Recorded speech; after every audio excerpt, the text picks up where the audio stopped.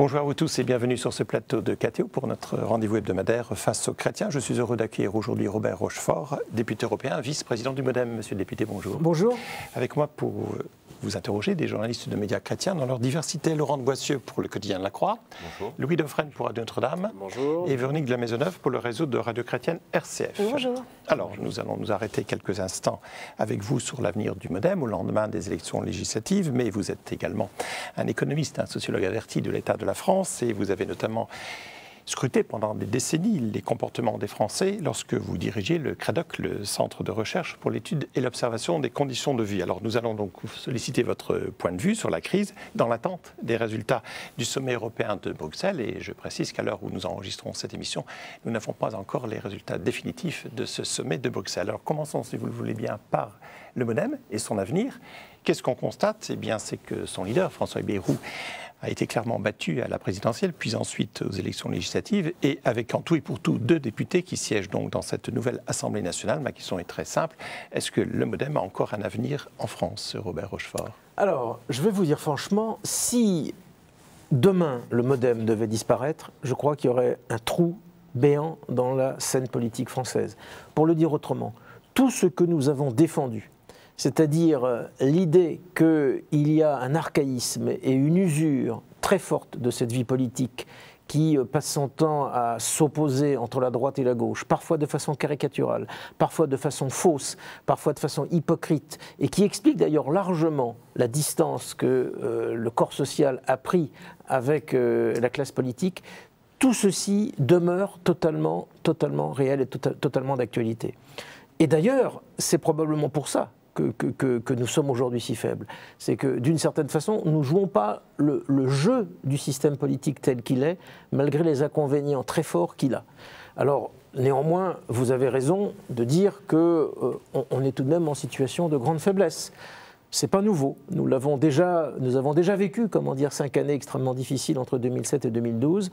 Bon, nous sommes à nouveau dans une situation qui, du point de vue de notre organisation et du point de vue de nos leaders, amène à réfléchir. Et je crois que la question peut-être la plus importante, c'est de savoir si nous pouvons continuer tout seuls ou si nous devons, d'une façon ou d'une autre, chercher à avoir un avenir avec d'autres. Véronique de la Maisonneuve pour RCF. Est-ce que les derniers revers du MoDem ne tiennent pas un petit peu à la personnalité de François Bayrou? On a beaucoup reproché, notamment ceux qui sont repartis, son autoritarisme. Est-ce qu'il n'y a pas un problème de ce côté-là, dans ses points de vue, dans ses prises de position? Vous savez, François Bayrou, pour moi, est un homme d'État.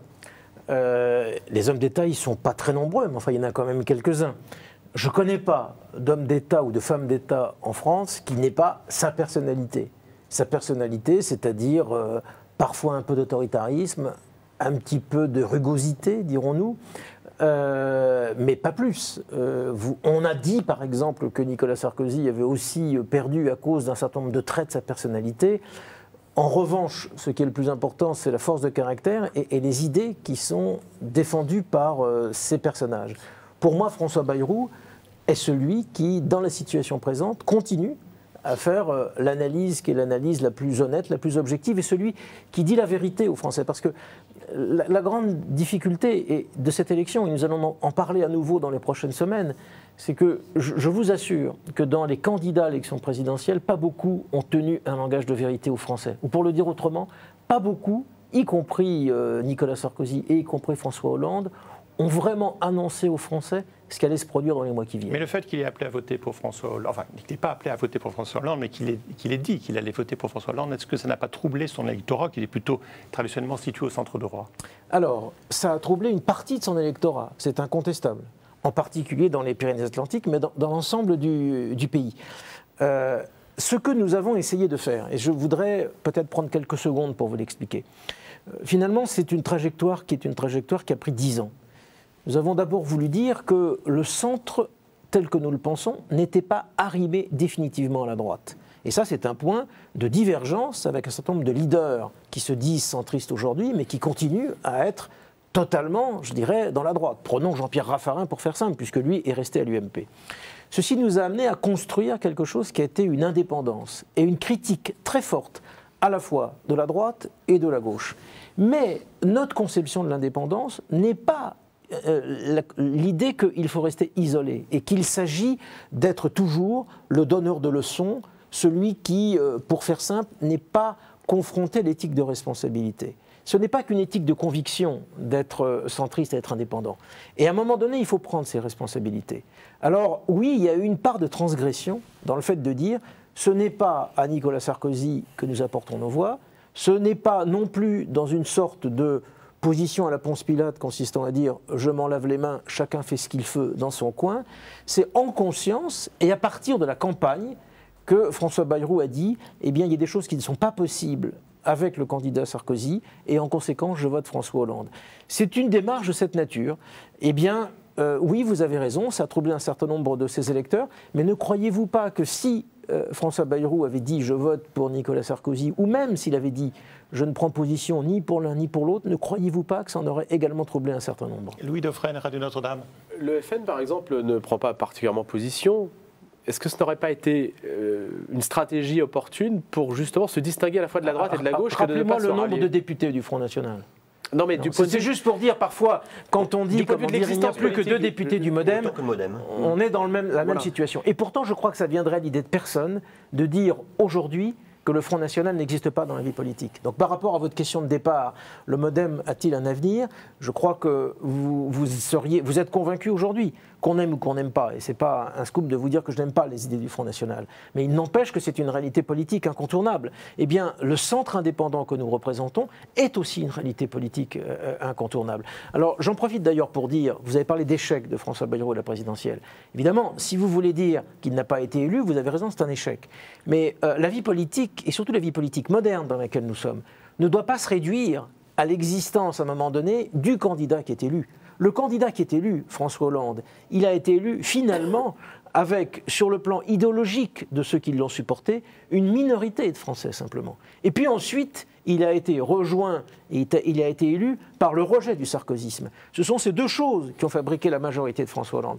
Mais vous savez, faire de l'ordre de 10% en élection présidentielle, ce n'est pas ne pas compter, ce n'est pas ne pas représenter un courant politique fort dans la société française. Laurent de Boissieu-Lacroix. Est-ce qu'il n'y avait pas tout de même une logique, à partir du moment où il appelait à voter personnellement pour François Hollande, à soutenir François Hollande de façon plus massive? Est-ce que le Modem, au moins, fasse des offres de services pour participer à une nouvelle majorité de gauche? Pas du tout, c'est une question de magouille, mais c'est une question de dire voilà, je suis disposé à faire partie d'une nouvelle majorité pour l'orienter aussi vers ces positions. Alors, je ne suis pas loin de ce que vous dites. Ce n'est pas la position de François Bayrou, mais en ce qui me concerne, je ne suis pas loin de ce que vous dites. Mais pour cela, il aurait fallu un peu de modernisation de la vie politique. C'est-à-dire, il aurait un peu fallu que, par exemple, les socialistes et François Hollande disent, eh bien, on est prêt à considérer qu'on peut travailler et donner des responsabilités à des gens qui ne sont pas forcément des béni-oui-oui et qui prennent pour argent comptant l'intégralité du programme socialiste. Si nous sommes susceptibles d'être un ajout, d'être un moteur complémentaire et utile pour François Hollande, c'est certainement pas en gommant notre personnalité, notre spécificité. Donc, pour être extrêmement concret, ce serait certainement pas en disant le programme économique de François Hollande est génial, est merveilleux, il va nous faire sortir de la crise. Parce que ce n'est pas ce que nous pensons. Donc, vous voyez bien que la responsabilité, elle n'est pas que de notre côté. Elle est aussi de l'autre côté. Elle est aussi avec, je trouve, un président de la République qui, par certains égards, n'a pas mal commencé son quinquennat, si on prend en particulier ses interventions internationales, mais qui, en revanche, sur le plan intérieur, je trouve, est resté dans une logique extrêmement partisane et qui a peut-être un peu tendance à considérer que quand on met dans un même gouvernement toutes les tendances du Parti socialiste, on a réussi à faire l'unité nationale. Eh bien, ce n'est pas tout à fait ça. Véronique Lamaisonneuve, RCF. Vous parliez tout à l'heure des idées que vous défendez. Souvent, on dit que c'est le Modem et le centre qui représentent notamment les idées chrétiennes et humaines. Or, les enquêtes d'opinion montrent que ces chrétiens ou ces catholiques sont plutôt partis vers Sarkozy. Est-ce que vous n'avez pas perdu cet électorat-là ? Alors, ça, c'est quelque chose d'extrêmement compliqué, ce que vous dites. Oui, il est vrai que les enquêtes post-électorales, cette fois-ci, ont marqué, pour faire simple, un ancrage plus fort du vote catholique à droite qui ne l'était dans la tradition des catholiques pratiquants réguliers, c'est bien alors, ça. Voilà. Mais nous sommes sur les catholiques pratiquants réguliers. Les catholiques pratiquants réguliers, je ne vais pas vous faire ici un cours de sociologie religieuse, vous le savez aussi bien que moi, de mon point de vue, sont une des composantes majeures de l'empreinte catholique sur la société française, mais ce n'est pas la seule. Et je dois vous dire, et je vous le dis en tant que catholique pratiquant, et donc je vous le dis clairement, j'ai par ailleurs été un peu choqué par un certain nombre de prises de position d'un certain nombre de hiérarques ou de l'Église catholique qui, cette fois-ci, eux aussi, ne sont pas restés dans la neutralité et ont donné un certain nombre d'éléments d'information, un certain nombre de pressions qui étaient effectivement marquées vers le candidat de droite. Bon, néanmoins, quand vous regardez, et quand vous regardez dans la diversité, heureusement, elle continue à exister, et il y a, comment dire, des catholiques qui votent à droite, des catholiques qui votent à gauche, et des catholiques qui votent pour le centre. Mais quand nous avons dit, entre autres, que pour le choix du second tour, le clivage fondamental portait pour nous sur les valeurs, et quand nous avons dit que nous ne voterions pas pour Nicolas Sarkozy à cause du fameux discours qui a été le discours de Grenoble, qui avait été prononcé quelques jours avant le second tour des élections, croyez-moi, il y avait des valeurs humaines qui, pour certains, sont évidemment liées à leur catholicisme, qui, pour d'autres, peuvent être liées à d'autres courants philosophiques qui étaient complètement en jeu. Vous voulez dire que certains évêques avaient pris position par rapport à quoi? Par rapport à des thèmes évoqués par Nicolas Sarkozy ou des accusations par rapport au programme de François Hollande? Écoutez, je crois que le moment n'est pas venu de pointer ici un tel ou un tel, et puis fondamentalement, ce n'est pas ça l'essentiel. Mais oui, il y a eu des prises de position et une façon comment dire, de rentrer sur la scène politique dans un combat électoral qui était un peu inédit par rapport aux habitudes antérieures des rapports entre l'Église et puis les différents courants politiques. Alors, nous allons marquer une première pause. Robert Rochefort, nous vous retrouvons dans quelques instants sur cette émission Face aux chrétiens.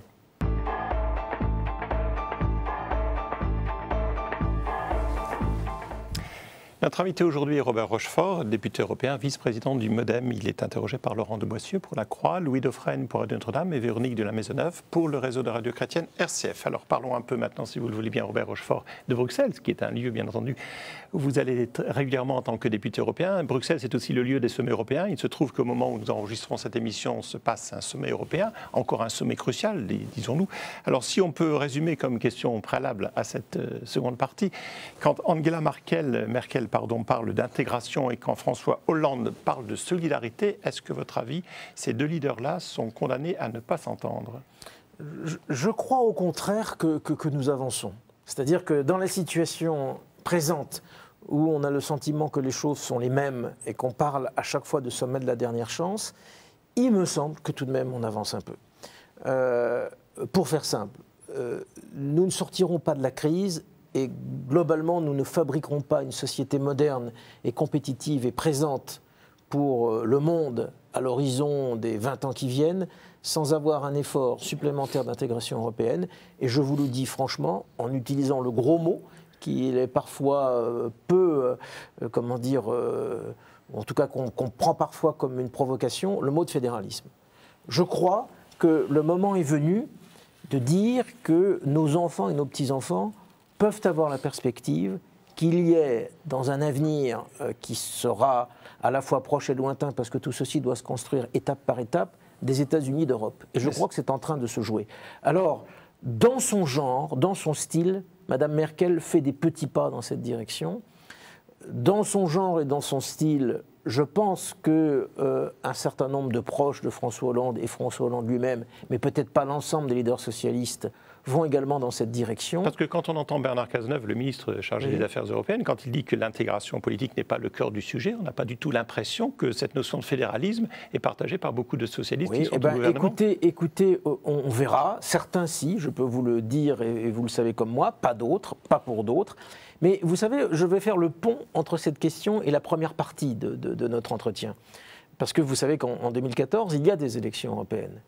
Et pour les élections européennes de 2014, je me demande vraiment si le clivage, qui sera le clivage important, ce sera le clivage gauche contre droite, ou si ce ne sera pas le clivage Europe avec une plus grande intégration, une plus grande solidarité, ou au contraire la subsistance ou la pensée que l'on peut continuer à vivre chacun dans la chapelle de son État, en étant côte à côte et sans aucune démarche de rassemblement et d'unité. Vous voyez qu'il est parfois utile de ne pas tout voir sous le prisme réducteur de la droite ou de la gauche. Louis Dauphren, Radio Notre-Dame. Est-ce que le positionnement de Mme Merkel en faveur d'une rigueur budgétaire rejoint les positions clairvoyantes, selon vous, de François Bayrou au sujet des déficits publics? En partie, oui, évidemment.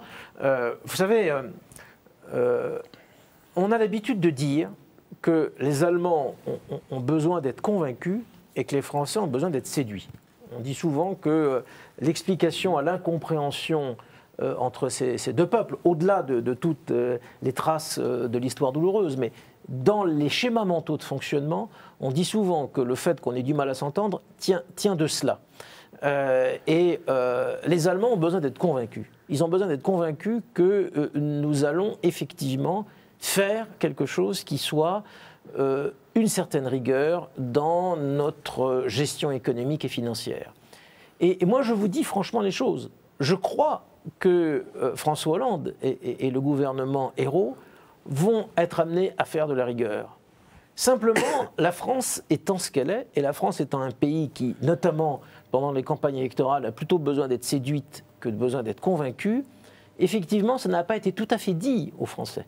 Les socialistes se sont fait élire avec des promesses comme le retour à la retraite à 60 ans, l'augmentation du SMIC, l'augmentation du nombre de fonctionnaires, alors que vous verrez qu'en réalité, et cela a déjà commencé à être le cas, un certain nombre de ces mesures, pour ne pas dire l'intégralité de ces mesures, ne seront appliquées qu'à minima, et en contrepartie, d'autres mesures qui seront des mesures beaucoup plus de rigueur et beaucoup plus d'installation d'une convergence économique se mettront en place. Et probablement que ce dont nous avons souffert pendant cette campagne électorale, c'est un petit peu selon la vieille chanson de Guy Béard, le premier qui dit la vérité, et nous avons été, et depuis 2007, François Bayrou est le premier qui dit la vérité.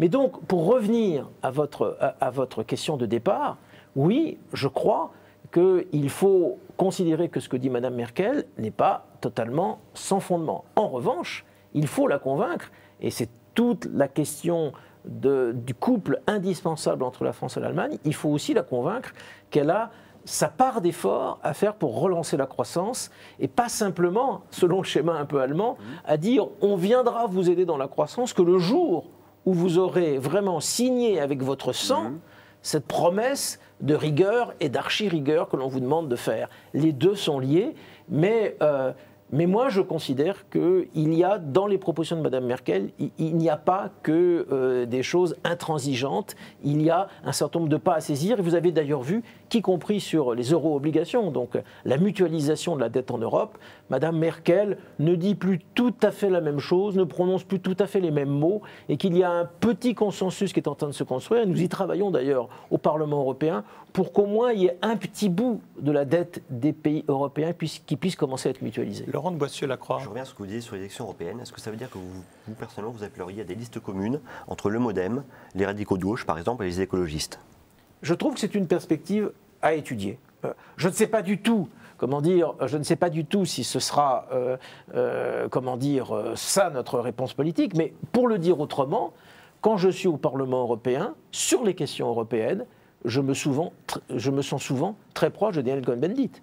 Je me sens bien souvent, très proche de ces idées sur le fait d'avoir une Europe qui est une Europe qui avance, qui soit beaucoup plus fédérale. Et d'ailleurs, il n'est peu connu sur la scène politique française, mais le président de notre groupe, qui est Guy Verhofstadt, qui est un ancien Premier ministre belge, est aussi, un fervent défenseur de cette avancée vers l'Europe. Donc, ce que vous dites est une des pistes, une des possibilités. En tout cas, le centre, dans ses différentes composantes, et qu'elles soient parfois de centre-droit ou de centre-gauche, a été historiquement le courant politique de la construction de l'Europe. Il faut que ça reste le cas, évidemment.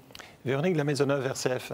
On a appris il y a quelques jours, même si ce n'est pas encore complètement vérifié, que la Grèce avait encore oublié certaines déclarations, avait encore fait des choses vis-à-vis de l'Europe un petit peu cachées. Avait embauché des fonctionnaires, c'est ça? Voilà, un petit peu cachées. Premièrement, comment est-ce que c'est encore possible alors que c'est un pays normalement où on est vraiment à son chevet? Et deuxièmement, plus généralement, à votre avis, que faut-il faire avec ce problème de la Grèce? Alors, comment est-ce que c'est possible? D'abord, c'est très simple. C'est que la Grèce était un pays dans lequel le trucage, finalement, était un sport national depuis extrêmement longtemps. Le non-paiement des impôts. Vous ne changez pas des cultures comme cela en très peu de temps.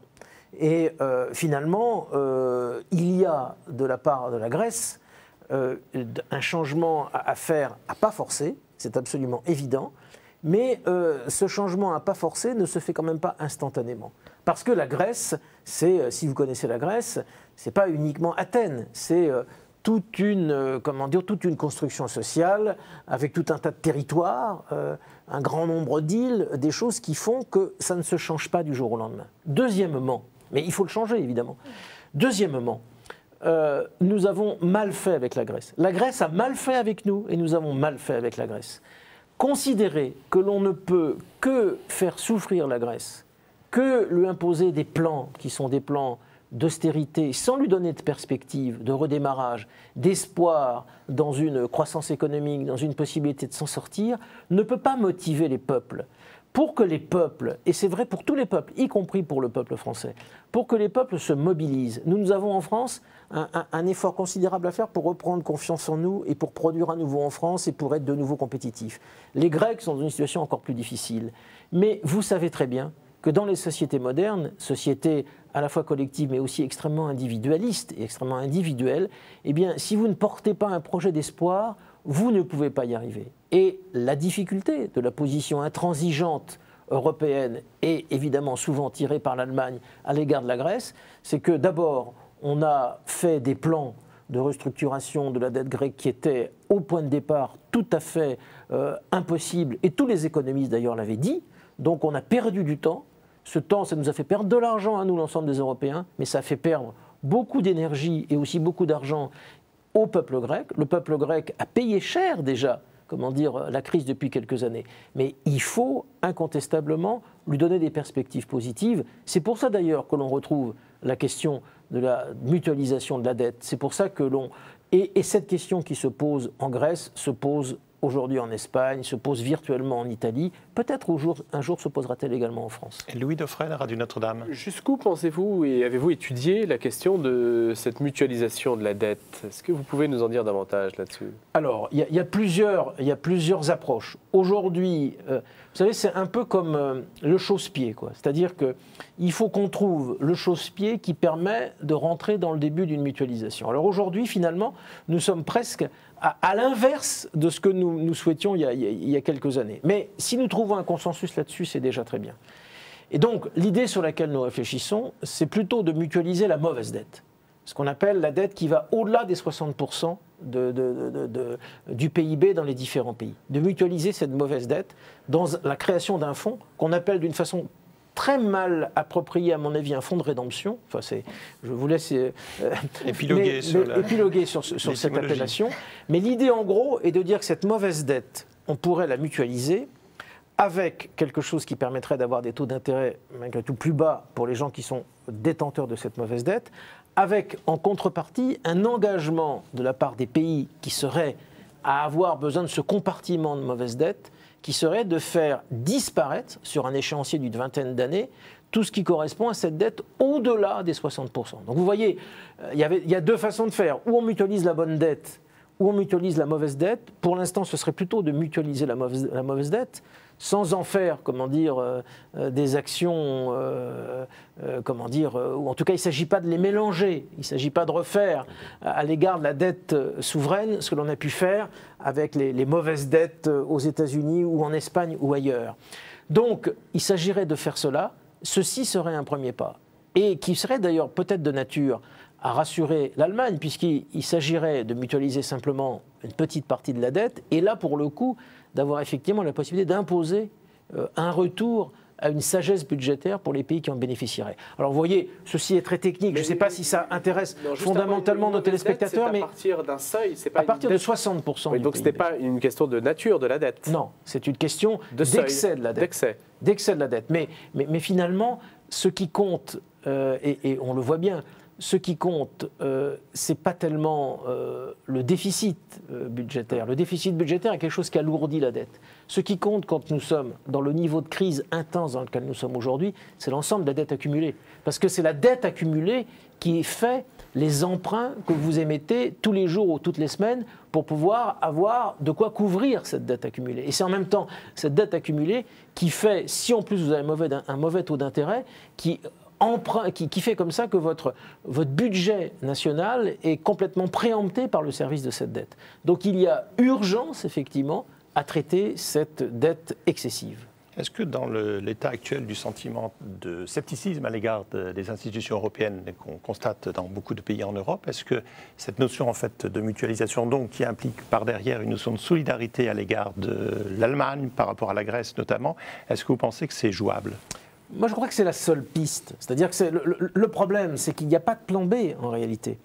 Le seul plan B, c'est un plan qui diffère la mise en application du plan A. C'est-à-dire, c'est une façon de dire... mais des fois, la politique, c'est ça. Des fois, la politique, ça consiste à différer jusqu'au moment où les peuples sont prêts. Mais il arrive parfois qu'à force de différer, on aggrave évidemment l'état de santé du malade. En tout état de cause, je suis convaincu qu'il n'y a pas de plan B. Donc, la vraie question qui est derrière cette question-là, c'est de savoir quels sont les éléments de décision politique radicale que nous mettons en œuvre pour reconquérir une opinion par rapport à la classe dirigeante européenne. Soit dit en passant, je ne suis pas sûr que les classes politiques nationales soient aujourd'hui touchées par un syndrome d'impopularité moins fort que le syndrome d'impopularité des dirigeants européens. Pour le dire rapidement, je crois que le divorce entre les élites politiques et l'ensemble des citoyens fait que nous sommes probablement tous dans le même bateau. Mais juste pour vous donner un exemple, eh bien oui, il faudrait par exemple que très très vite on arrive à dire il faut un président unique des institutions européennes et non pas 3 présidents, parfois même un 4e d'ailleurs. Enfin, il faudrait qu'on dise qu'il faut qu'il n'y ait qu'un seul président et il faudrait très vite que ce président soit élu au suffrage universel. Et vous pensez que c'est jouable à l'heure où, au résultat des élections présidentielles, par exemple de l'élection présidentielle, on a vu les scores faits par des gens comme Marine Le Pen ou Jean-Luc Mélenchon qui, on sait bien, sont des eurosceptiques à leur manière. Eh bien, ce serait un moment de vérité. Par contre, je ne suis pas totalement irresponsable. Et je ne suis pas en train de vous dire, comme certains leaders allemands l'ont proposé il y a quelques jours, qu'il faudrait faire des référendums sur la question de l'Europe. Parce que les référendums sur la question de l'Europe, maintenant je crois qu'en sciences politiques, nous le savons très bien, ne sont finalement pas des référendums sur la question de l'Europe, ce sont des plébiscites. Sont des plébiscites par rapport aux dirigeants des pays à un moment donné. Donc ce n'est pas cela que je vous propose. Ce que je vous propose, c'est qu'on arrive effectivement un jour à dire il faut un président de l'Europe qui soit un président connu, qui ait du pouvoir et qui pour cela soit élu. Robert Rochefort, nous marquons une seconde pause. Nous vous retrouvons dans quelques instants pour cette émission Face aux chrétiens. A tout de suite.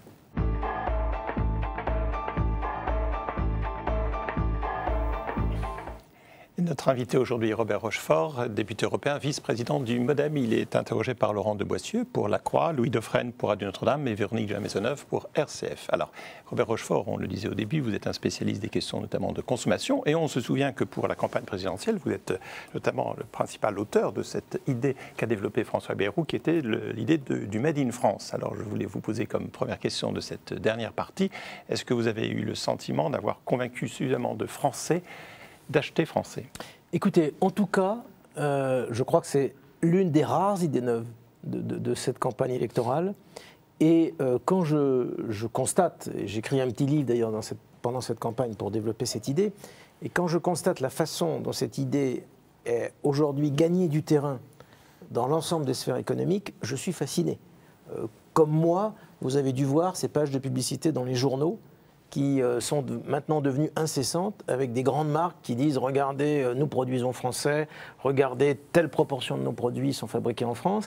Et ce qui est peut-être plus intéressant, c'est qu'il y a beaucoup de magasins où on me dit maintenant que les consommateurs viennent et disent « Mais attention, est-ce que c'est fabriqué français ou pas ?» Mais vous qui êtes statisticien également, vous avez constaté des changements? Alors, c'est un processus lent, c'est un processus qui est qualitatif, qui n'est pas un processus spectaculaire du jour au lendemain.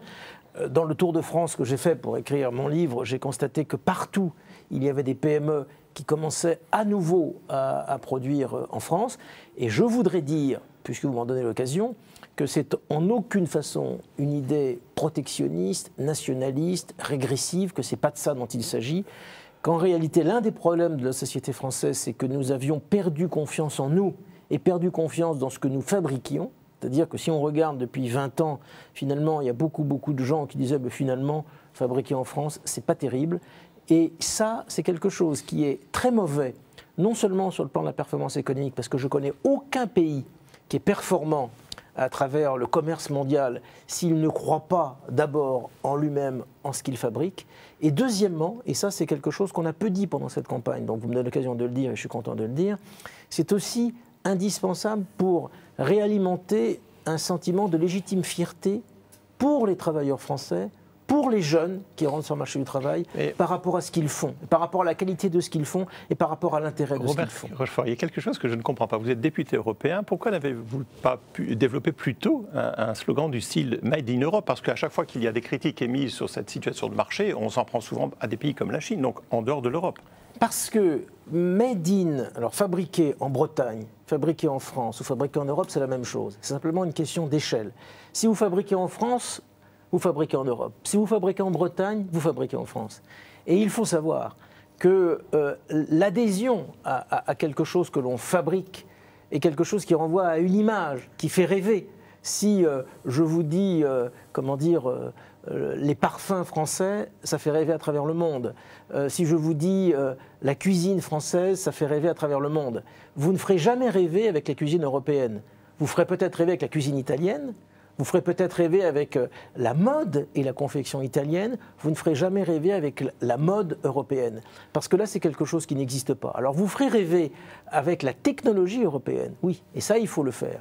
Il faut le faire avec Ariane Espace, avec Airbus, avec Galileo, mais vous ne le ferez pas avec les produits de consommation de la vie quotidienne. Je regrette d'ailleurs à cet égard que quand il y a eu, il y a 3 ans, la crise de l'industrie automobile en Europe, je regrette que nous n'ayons pas eu un plan de soutien européen et non pas pays par pays, à l'industrie automobile, de façon à là enclencher quelque chose qui aurait pu être le rêve, puisque surtout les hommes et maintenant aussi les femmes, nous sommes des petits garçons qui poussions les petites voitures et il continue à y avoir un imaginaire fort dans les voitures.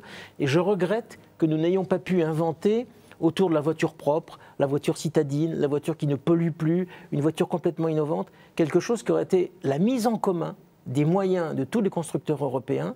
Et là, on aurait peut-être pu faire naître quelque chose qui était un rêve du Made in Europe autour de la voiture. Véronique de la Maisonneuve, RCF. Pour relancer justement cette consommation, est-ce que vous êtes d'accord avec ceux qui disent qu'il faudrait revenir, par exemple, aux heures sup exonérées, ou bien le coup de pouce au SMIC et augmenter les salaires, ou alors, d'après vous, est-ce qu'il faut augmenter les impôts, pour relancer tout ça?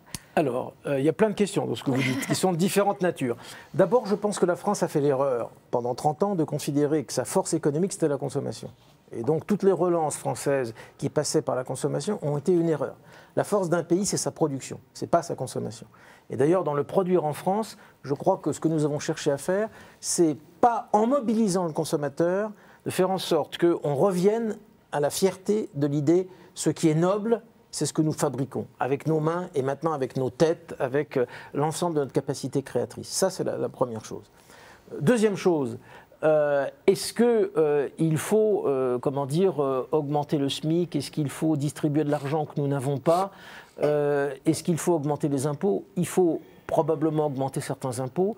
Il faut faire preuve de beaucoup de justice sociale, mais nos marges de manœuvre sont extrêmement limitées. Non, il ne faut pas relancer la consommation. D'ailleurs, je vais vous dire quelque chose. La société que nous avons à inventer pour les décennies qui viennent, ce n'est plus une société de l'hyperconsommation, du gaspillage, d'une croissance artificielle faite par des fausses nouveautés qui donnent l'augmentation du PIB, mais qui ne mènent pas au bonheur. La société de consommation qu'il faut inventer, ce n'est pas une société de décroissance, c'est une société qui retrouve l'utilité des choses, qui joue la durabilité, qui joue la longévité, qui joue la possibilité de vendre des produits d'occasion. Il y a une proposition que nous avions faite pendant cette campagne électorale, je ne suis pas sûr qu'elle ait été beaucoup commentée dans la presse, mais nous l'avions faite. Nous proposions par exemple d'augmenter la durée de garantie légale des objets, de façon à dire, aujourd'hui, quand on achète n'importe quel produit d'électroménager, il est obligatoire qu'il y ait une garantie de 5 ans, parce que le progrès, y compris de l'économie de la production, n'est pas de fabriquer des machines à laver qui vont forcément tomber en panne au bout de 3 ans pour que le consommateur en achète d'autres derrière. Est-ce que ça passe par une réaugmentation de la durée du travail ? Alors, je crois que plusieurs choses. D'abord, vous m'avez posé la question des heures supplémentaires, je ne vous ai pas répondu. Je crois qu'il est légitime d'aider les entreprises qui font des heures supplémentaires, en tout cas pour les PME. Je trouve en tout cas que la défiscalisation des heures supplémentaires est quelque chose qui n'a pas de sens. Parce que la fiscalité est un outil de solidarité et donc faire que des heures supplémentaires soient défiscalisées au niveau de l'impôt sur le revenu n'a strictement, comment dire, aucun intérêt. Sur la question de la durée du travail, je pense qu'effectivement, dans la reconquête de notre capacité de productivité, de compétitivité, il faut poser de façon ouverte et non taboue la question de la durée du travail. Je suis convaincu, et c'est peut-être notre spécificité de centriste, que ça ne peut pas se faire dans une déréglementation libérale tous azimuts. Ça ne peut donc se faire que dans le cadre d'accords négociés avec des représentants du personnel. Mais la loi devrait aujourd'hui élargir les possibilités, quand il le faut, de moduler l'horaire du travail, à la baisse quand les commandes sont faibles, à la hausse quand un peu de reprise redémarre, mais pas simplement par à discrétion du chef d'entreprise, même si le chef d'entreprise est respectable et souvent il connaît évidemment très très bien son marché, mais dans le cadre d'un nouveau partenariat, d'une association du travail et de la direction de l'entreprise pour réguler ce genre de choses. Vous aviez écrit un bouquin sur la retraite à 70 ans, vous maintenez ? Bien sûr, je maintiens cela, c'est-à-dire que je crois que c'est pour ça d'ailleurs que dans le cadre de la précédente législature, il ne vous a pas échappé que le MoDem avait soutenu le passage de 60 à 62 ans, qui est, comment dire, la règle qui petit à petit s'impose. Par contre, nous n'avions pas, mais c'est très technique, soutenu le passage de 65 à 67 pour des éléments très spécifiques liés en particulier aux femmes qui avaient eu des carrières incomplètes, mais laissons ça de côté. Oui, à partir du moment où l'allongement de la durée de la vie est l'excellente nouvelle que nous connaissons, eh bien, l'allongement des carrières professionnelles va petit à petit se faire. Alors, il faut pas le faire d'une façon, comment dire, désordonnée ou vengeresse. Il ne s'agit pas de réintroduire une lutte de classe dans la question de l'âge du départ à la retraite. Mais vous savez très bien qu'autour de nous, de nombreux pays sont déjà, comment dire, au seuil de 67 ans.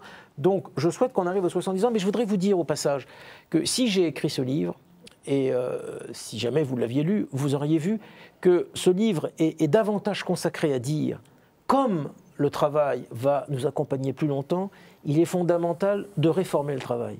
Et le vrai chantier, ce n'est pas la question de l'âge auquel on part en retraite, c'est la question de savoir comment on réenchante le travail, comment on fait en sorte que quelqu'un à 58 ans, à 60 ans, à 62 ans et demain à 65 ans puisse avoir envie de continuer à aller travailler, puisse être reconnu et respecté, puisse être créateur de quelque chose, avec peut-être un temps de travail d'ailleurs qui serait atténué. Il n'est pas du tout, si nous allons demain à un travail aussi, comment dire, alors 70 ans, vous savez, c'était une façon d'avoir un chiffre rond, hein. Ça ne sera peut-être pas 70, ça sera peut-être 68, j'en sais rien. Mais si nous allons jusque-là, vous voyez bien qu'il faudra ouvrir la possibilité de travailler à temps partiel, d'avoir des pré-retraites, d'avoir la capacité d'avoir un temps associatif en contrepartie d'un temps de travail. Tout ceci est à inventer.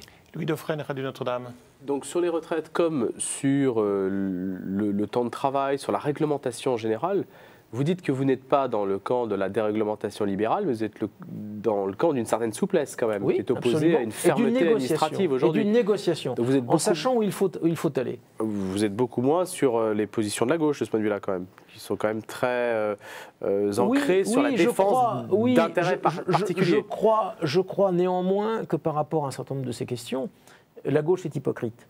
Parce que je crois qu'un grand nombre des leaders de la gauche sont finalement d'accord sur cela et vont faire en sorte qu'un certain nombre de dispositions allant dans ce sens-là seraient ou seront mises en œuvre simplement en ne le disant pas franchement, en ne l'avouant pas frontalement, en considérant finalement qu'il vaut mieux le faire discrètement et par derrière.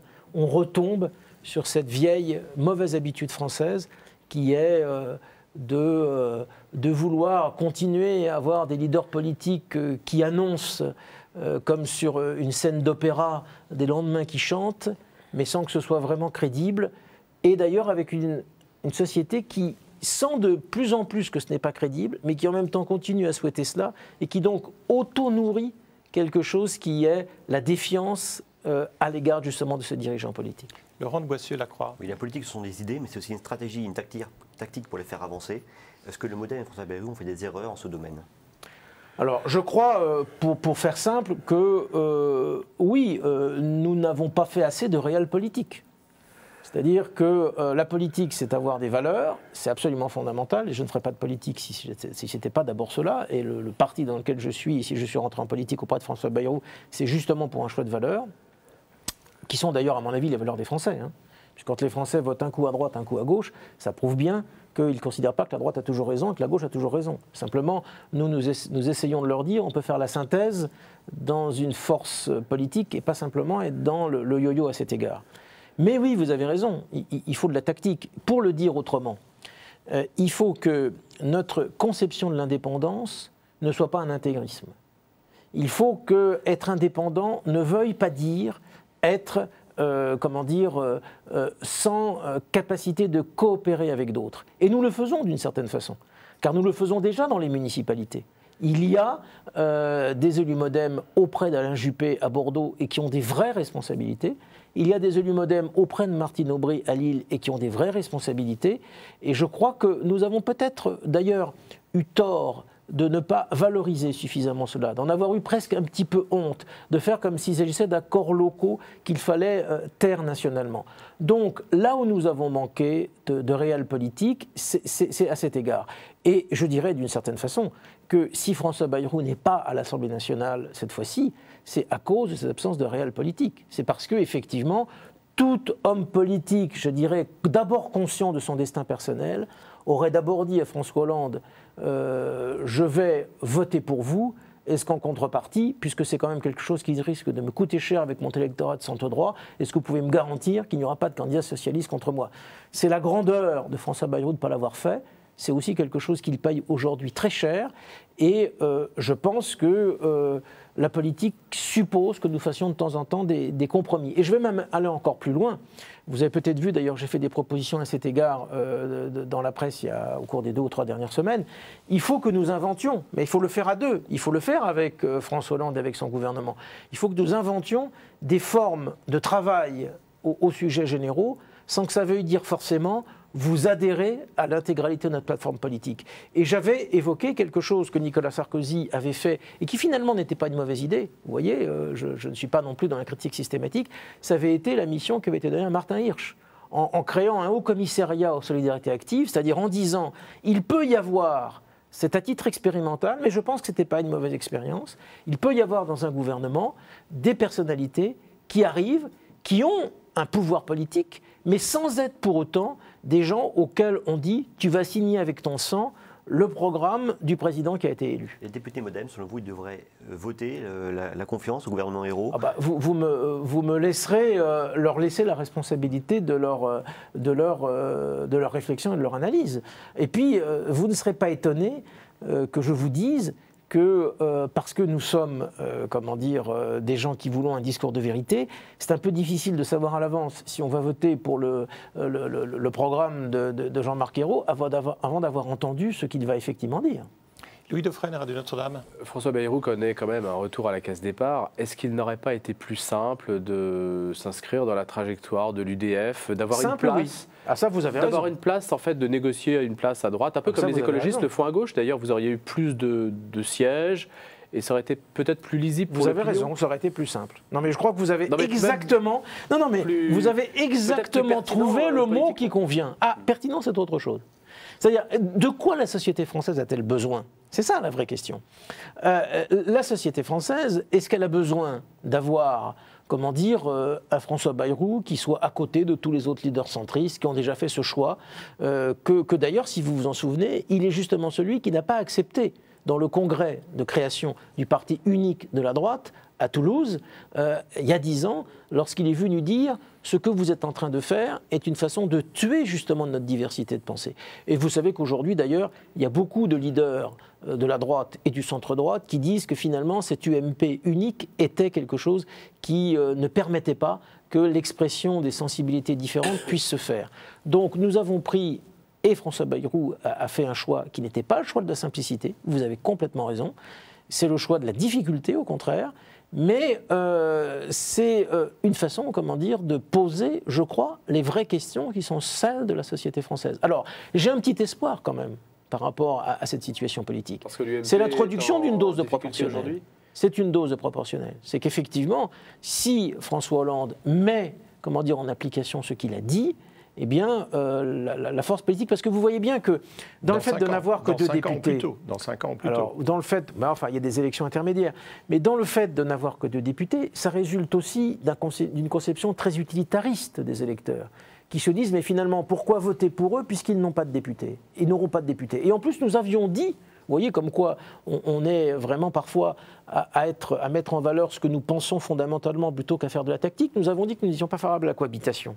Nous avons dit que dans l'état de crise où nous sommes aujourd'hui, la cohabitation aurait aggravé la crise. Autrement dit, on disait presque aux électeurs, il faut une majorité, comment dire, pour François Hollande, et en même temps, nous ne sommes pas, nous, complètement intégrés dans cette majorité. Donc, il faut, comment dire, le score, le très mauvais score que nous avons fait aux législatives s'explique non pas par la perte totale d'intérêt des Français pour le MoDem, puisque vous avez vu qu'il y a des sondages qui sont sortis disant qu'il y avait plutôt une majorité relative, mais une majorité malgré tout, de Français qui disaient il faut que le MoDem soit plutôt associé aux socialistes, en tout cas beaucoup plus que le Front de gauche associé aux socialistes pour le gouvernement de la France. Donc les Français n'ont pas élu de député MoDem tout simplement parce qu'ils ont compris que l'équation qui était sur le terrain est une équation qui ne ferait pas de député. C'est pour ça que nous avons eu un score faible. Une dernière toute courte question, c'est Véronique de la Maisonneuve. Donc aucun changement dans vos idées? C'est-à-dire que quand dans nos idées non, mais dans votre façon de faire de la politique contre la bipolarisation, quand vous vous retrouvez en bureau, là, depuis quelques mois, là, il n'y a pas un petit peu des débats qui disent qu'il faudrait peut-être essayer d'évoluer? Si, je pense qu'il faut essayer d'évoluer. Comme je vous l'ai indiqué, il faut essayer de rendre compatible le fait que nous ayons un désir d'indépendance et le fait que nous puissions malgré tout travailler avec des pouvoirs en exercice. Alors, je vais aller plus loin que vous. Est-ce que cela veut dire, puisque pour le dire autrement, il y a au sein du MoDem des gens de centre-gauche, des gens de centre-droit et des gens qui sont des intégralistes du centre. Bon. Est-ce qu'il faut que nous continuions à vivre ensemble? Pour l'instant, la réponse est oui. Est-ce qu'en continuant de vivre ensemble, il faut gommer ce qui nous différencie? Je crois que la réponse est non.